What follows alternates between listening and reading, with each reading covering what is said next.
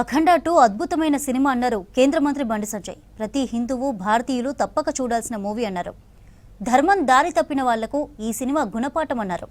సనాతన ధర్మ రక్షణ అవసరాన్ని సినిమా నొక్కి చెప్పిందన్నారు. ఇలాంటి సినిమాలు భవిష్యత్తులో మరిన్ని రావాలన్నారు. బంజారాహిల్స్ ప్రసాద్ ల్యాబ్స్లో దర్శకుడు బోయపాటితో కలిసి అఖండ 2 సినిమాను చూశారు బండి సంజయ్.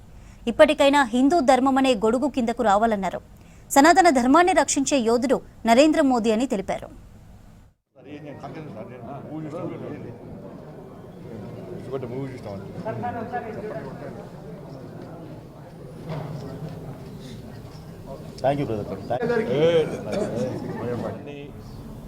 యొక్క గొప్పతనాన్ని చూపెట్టినటువంటి సినిమాలు ఇంకా తీయాల్సిన అవసరం ఉంది.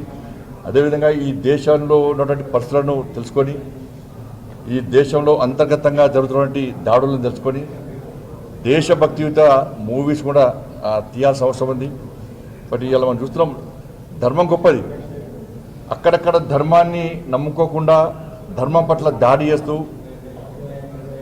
మన సంస్కృతి సంప్రదాయాల పట్ల దాడులు చేస్తూ కొంతమంది దారి చెప్తున్నారు, ధర్మం దారి చెప్తున్నారు.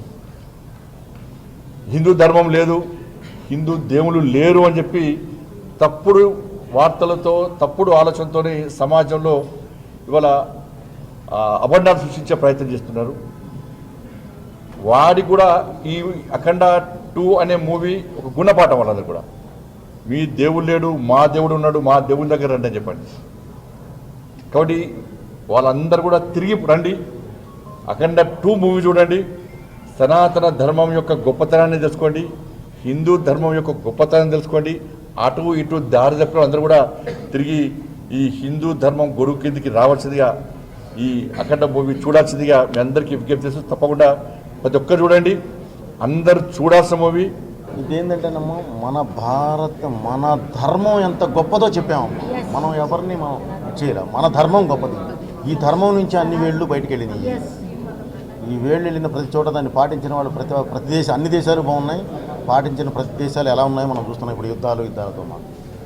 సో అందుకని ఆ డైలాగులో కూడా చెప్పడం జరిగిందమ్మా, ఈ ధర్మాన్ని పాటిస్తే ప్రపంచంలో ఏ దేశానికైనా పాఠం చెప్పొచ్చు అని చెప్పింది.